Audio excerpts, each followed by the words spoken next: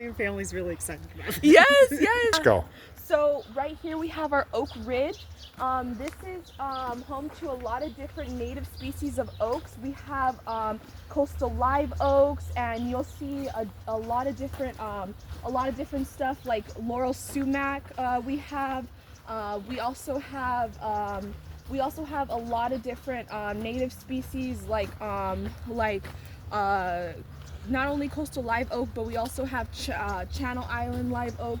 We can even look, if you wanted to look closely at them, like we could even look at some of the native.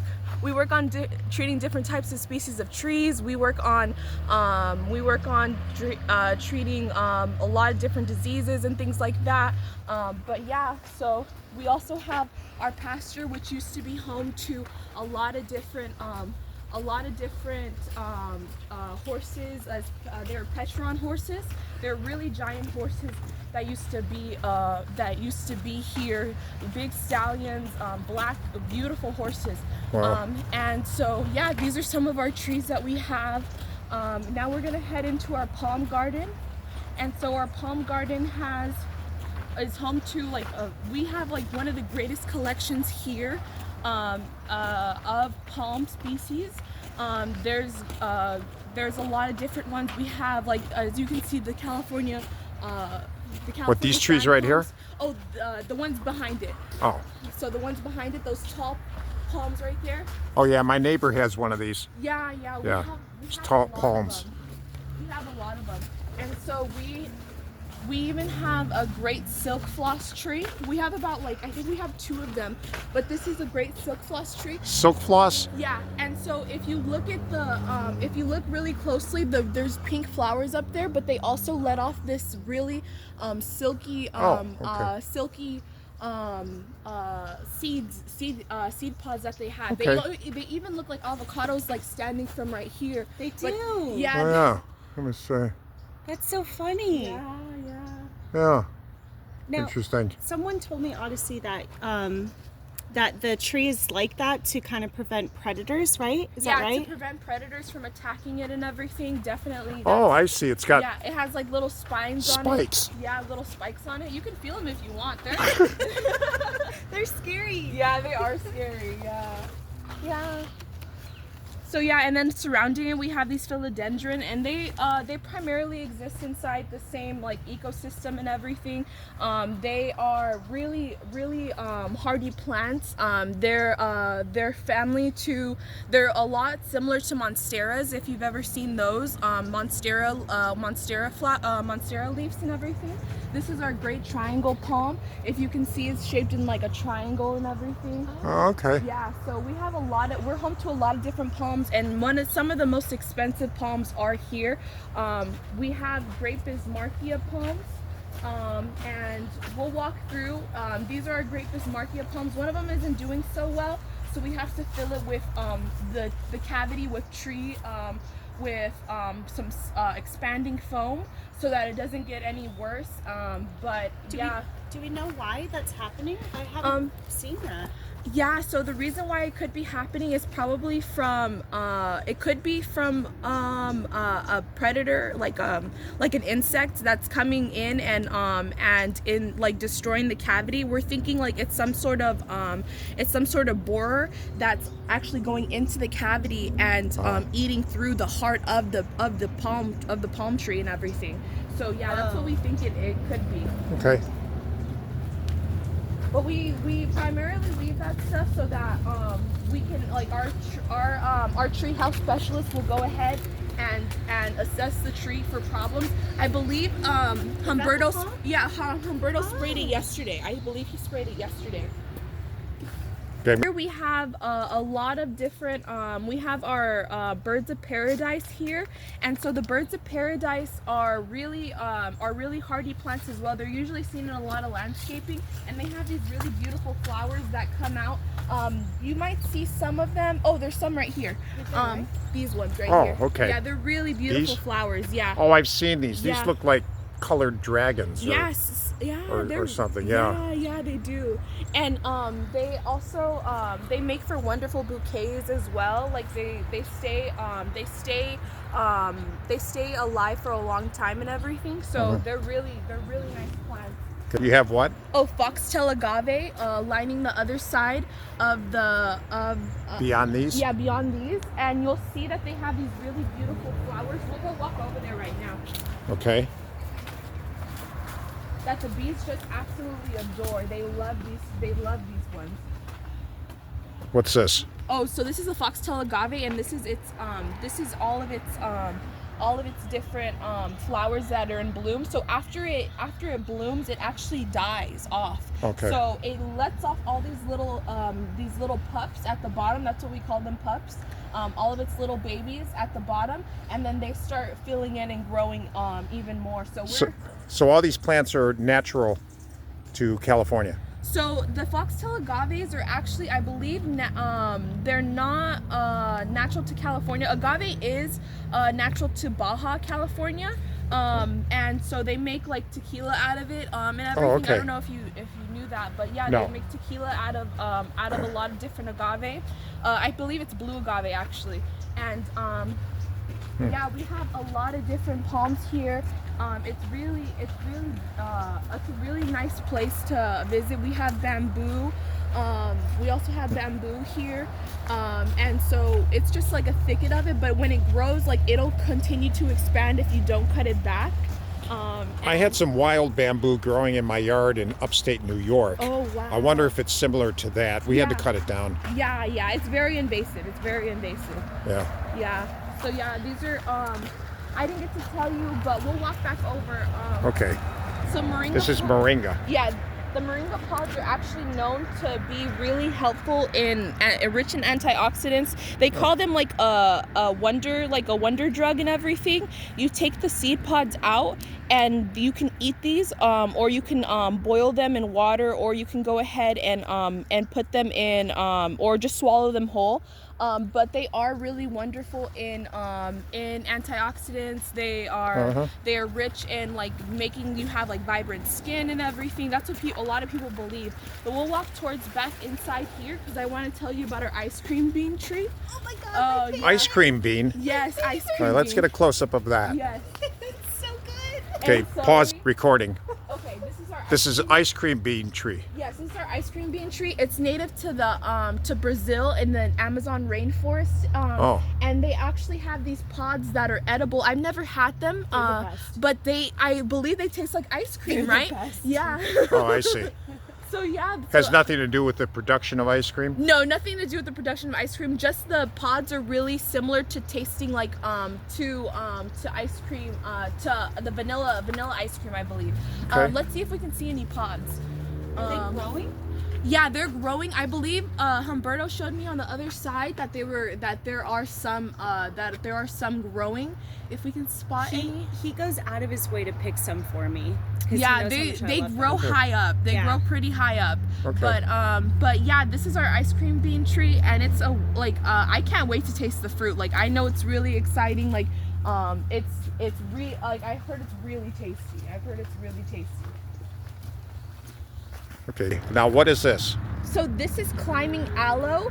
Climbing aloe. Yes, climbing aloe. And so if you look really closely, Oh, it they looks look like aloe. Yeah, they are. They are little tiny aloes. And so they grow in order of like in tiers and everything, like a cake does. And so they go ahead and they grow up all the way to the top, and then they start letting off these really beautiful flowers. I don't know if we can see any of them, but there are some that that the hummingbirds just adore to like drink nectar out of. Yeah. And yeah, but this is our climbing aloe, like just cascading over the ridge, the rock ridge that we have. And so we also have different types of aloe. This is soap aloe, I believe. If you look really closely, Silk aloe? soap aloe. Soap. Aloe. And so if you look really closely, this is actually a deformity that's caused by an aloe mite. And so it's known as aloe cancer. And what ends up happening is that it gets really deformed and like starts creating these like these insane looking like tumors and everything. And so you can just cut them off, like you can pull them out and everything, and they pull out pretty easily, and then just discarding of them. But yeah, it doesn't really it doesn't look like it affects the plant's health, just its blooms and everything. And so yeah, that's like one of the most interesting things about this plant is that it still thrives despite having that type of disease and everything. And these are a golden barrel cactuses. Golden barrel cactuses. I've never yes. seen these. Yeah, so they're really extremely drought tolerant, and they have these amazing qualities where they can hold water and everything. And then I'll take you up here. We have this is our corkscrew bean mesquite, I believe it's mesquite tree, and it's a really interesting tree because it has these like really interesting they have these really interesting seed pods. Let's get a close-up of that. And so if you Corkscrew bean. Yeah, so if you turn it more and more, it goes ahead and it releases like all these different like seeds in it. Okay. So yeah, it's really interesting. It looks like a screw and everything. And this is I believe we call it our grandpa cactus because it looks just like it looks almost like similar to an older gentleman and everything. Okay. So yeah, and so yeah, this is I believe this is false seguro cactus. Say it again. False seguro cactus. False seguro. Yeah. Yes. Exactly. Seguro cactus.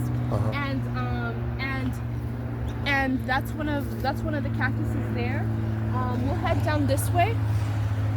We have it lined with a lot of different tree. They're called house tree leeks. These are they come in rosette shaped forms and everything, and they're extremely drought tolerant as well. And this is an actual seguro that we just recently received from one of our good friends that used to like also work here on the grounds and everything. And So these are native to the Southwest. Yes, native to the Southwest and everything. Okay. And then this is our false seguro as well. That big one? Yeah, that big one. Yeah. Wow. Yeah. So why? It's 20 feet tall or more. Yeah. Why is it false and why is that one real? Yeah, so the reason why it's false, I believe it's because it mimics this. It has something called biomimicry, and biomimicry just means that it mimics the same qualities that a seguro would have. I'm not sure why exactly it mimics it, but it does that. It's almost similar to like Victorian butterflies mimicking monarch butterflies because of the poison that's inside of it. But that's why we call them false seguros. But I'm not sure entirely the reason behind it. Again. Oh, this is our totem pole cactus. It doesn't have so many spikes on it, but it looks almost like Legos, like Legos and everything. But I find it this is one of my favorite cactuses. These here. are plants I've never seen before personally. Yeah, and this is these are our agaves as well, and they take a while to grow. They're probably one of the slowest growing plants that we have. And this is our firecracker, our fairy duster, from Baja California, our fairy duster.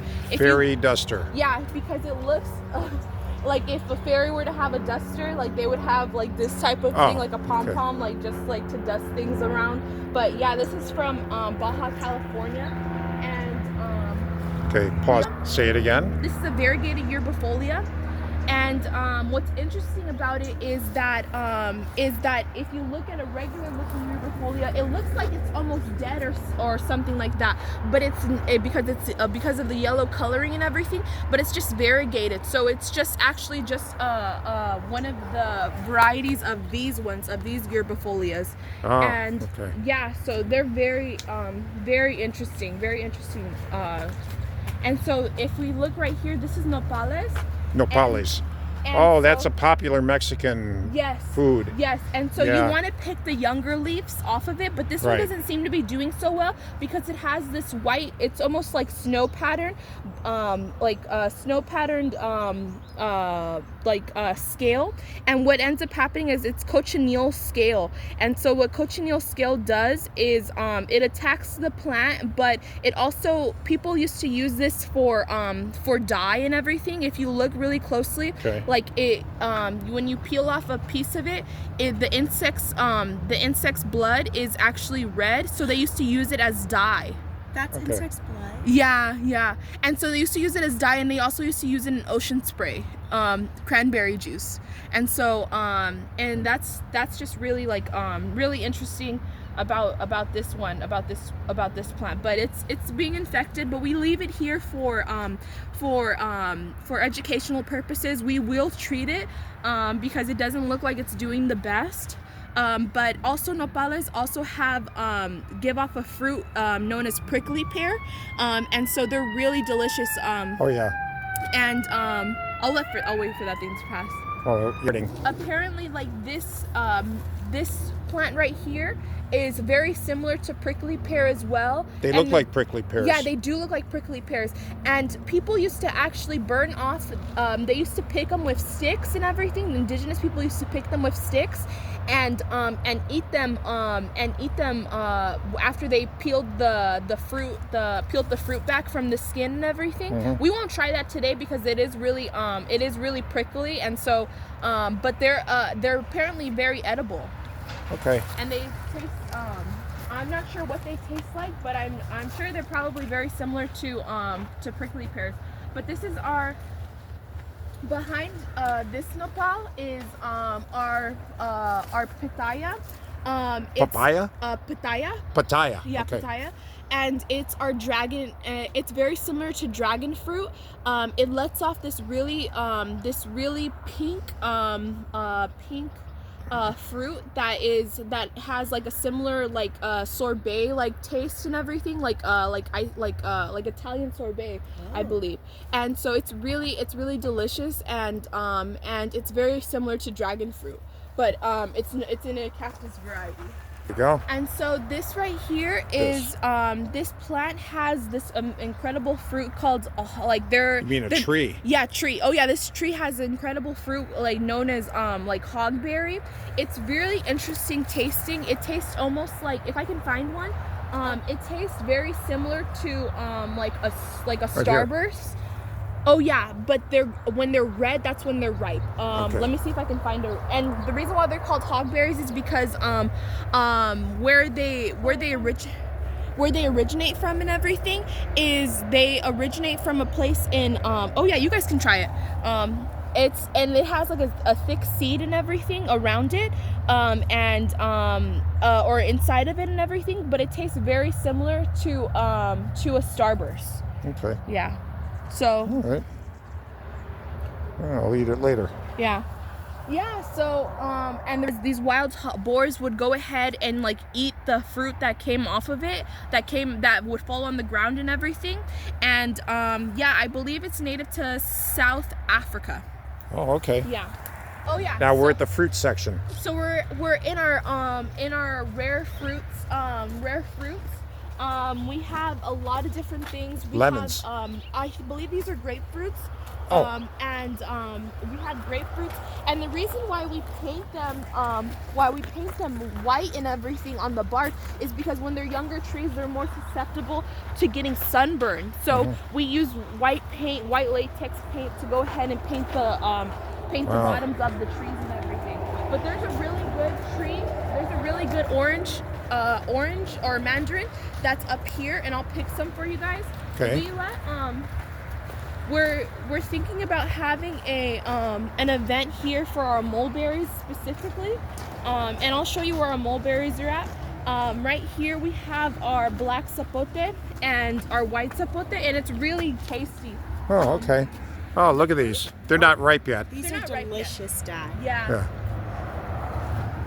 the white Okay. zapote. Okay. Oh, What's this? This is our pineapple guavas and everything. The fruit is really similar to a pineapple, but they're like false guavas.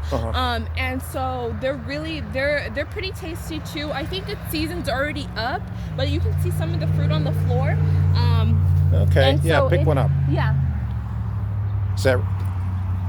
Well, let me see. If you smell it, it smells really similar to a pineapple. But yeah, this one's already past its expiration, but it's still really good. Yeah, it's still they're still really tasty. There's another one there. Yeah. Oh yeah.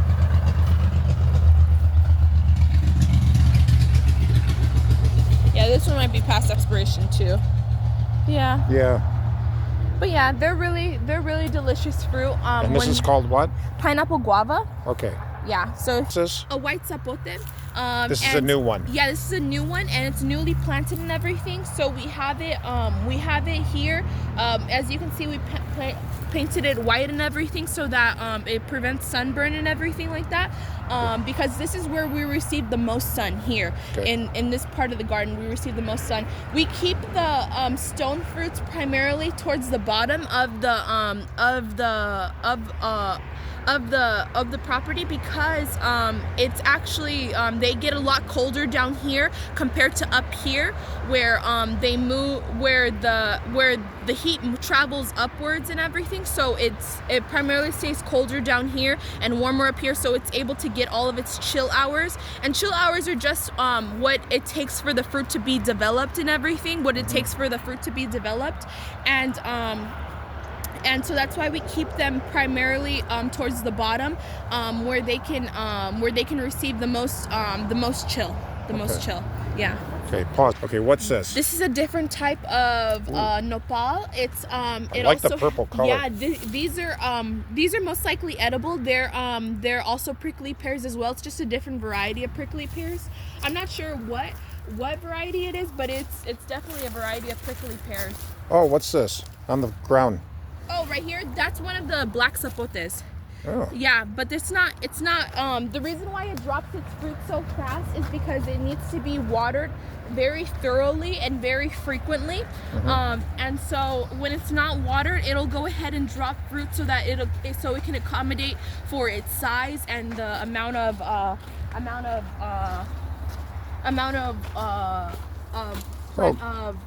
fruit that it has. Grapefruit or orange? What is this? Orange. Navel orange.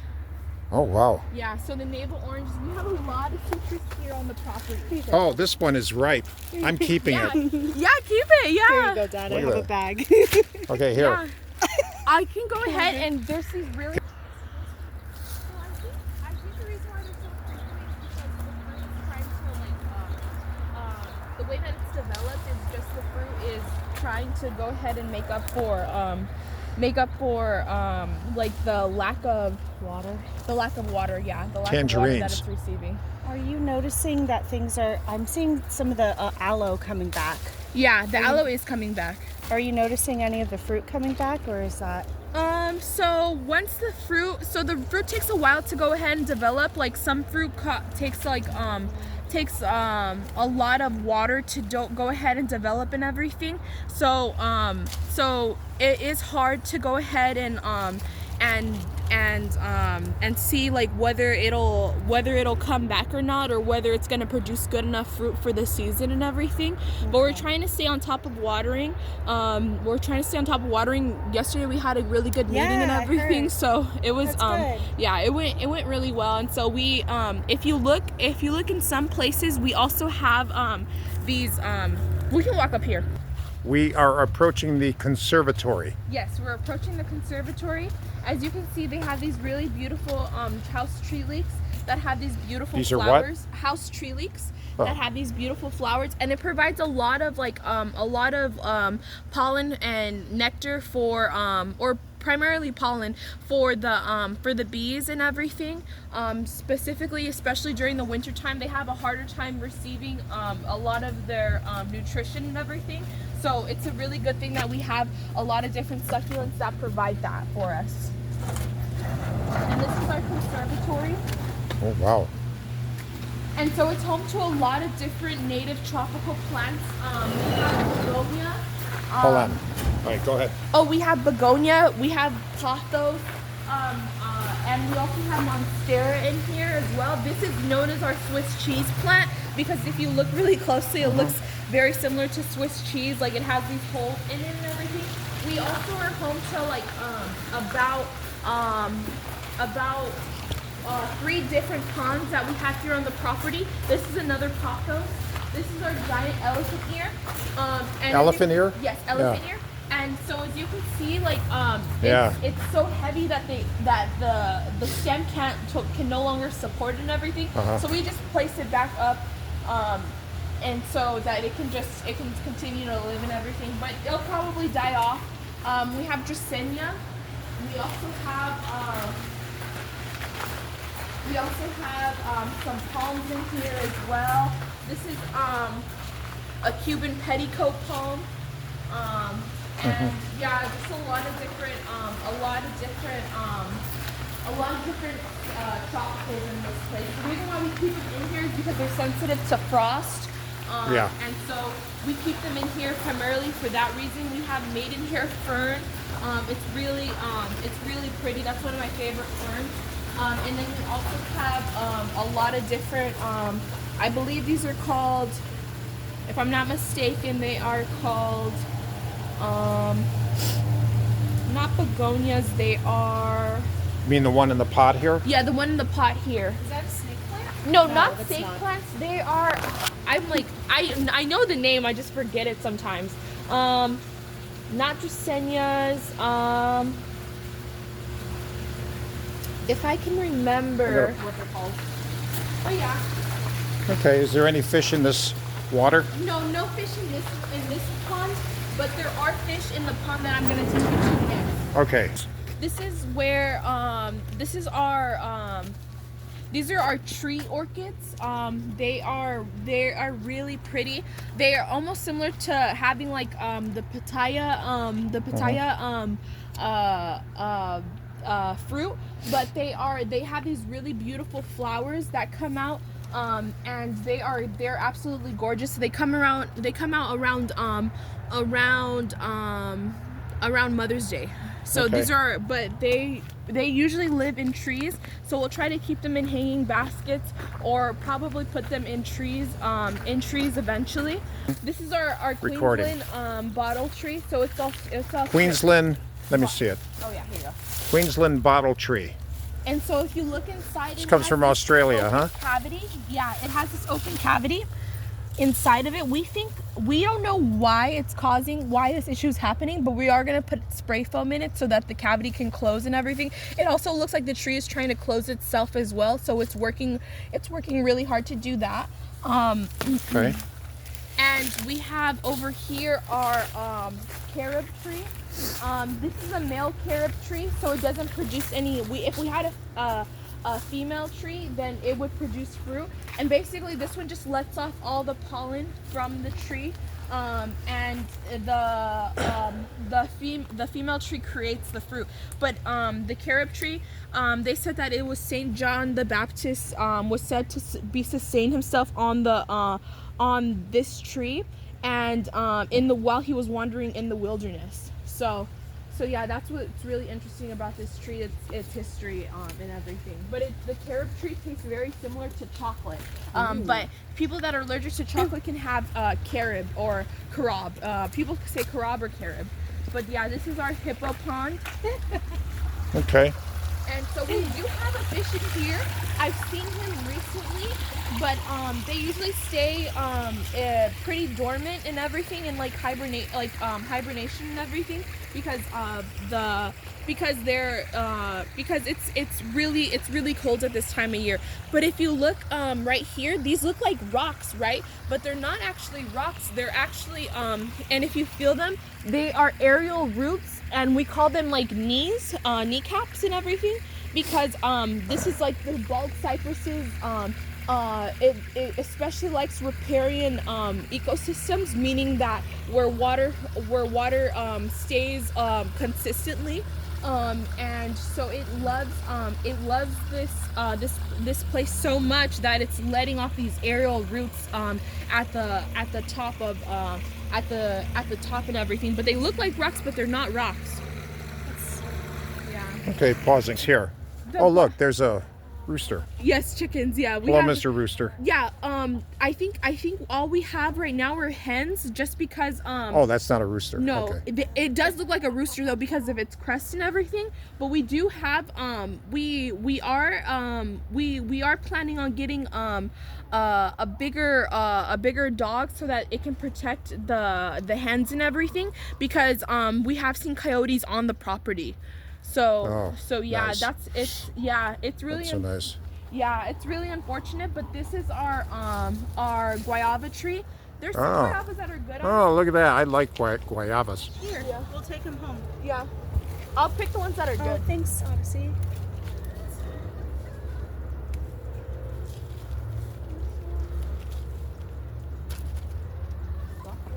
Okay. This is what? Rosemary up here that's in blue. Let me see it. This one. Yeah, this one. And it lets off these really delicate blue, pretty, dainty flowers and everything. It's really, the bees absolutely love it. But it is actually rosemary, so you can use it for cooking. And if you smell it, Isn't it a nice tea? yeah, it can make a nice tea as well. And it's really good, like it's really good in in cooking meat, specifically like chicken and things like that. But it is really good. Yeah, put some in there. Yeah, Okay. Nicole just recently told me that this is here, because I feel like when I'm walking the grounds, I don't know what I'm looking at, you know? Yeah, So I'm not a trained eye, but if someone points it out, I'll go to the ice cream bean tree every day. I know. Here, let me grab you this one. Oh, that one's good. Thank you. Mm-hmm. That's good. Okay, pause. Mesquite tree here. Mesquite tree. Yeah, and so it does have edible pods that are edible, and that it's native to Mexico. So people in Mexico do eat the pods and everything. And this right here, next to our chicken coop, is our Mexican cotton tree. Oh, okay. And so it doesn't have any pokies in it. It doesn't have any thorns in it or anything like that. It's just but it is cotton. It is cotton. So yeah, and so people, I believe that they use this in textiles and things like that. Mm-hmm. But yeah, it's not like the cotton that has thorns in it and everything. It's actually. Is this different than what grows in the southeast? Yeah, than Georgia? the southeast and Georgia and everything. Yeah. This is different. Yeah, it's different. Yeah. It's Okay. kinder on the hands. Yeah, it's way kinder on the hands. Yeah. Okay. If you back up, right here, These are juju beans. They were just recently pruned and everything. Oh, okay. And then lining on the back side are all of our mulberries. We have Black okay. Beauty, White Mulberry, Oscar Mulberry, and a few other ones. But yeah, this is mainly our where we get a lot of we take the jujubes and we feed them to the chickens and everything, and they find them absolutely delicious. We even have a California sycamore right here, and it's a really interesting tree because it has white bark almost, and it's also very variegated in the leaves as well. Okay. For staying with me and listening to me. Nice tour. Yeah. I hope it all comes out on the video. Yeah, me too. Okay. Goodbye, folks.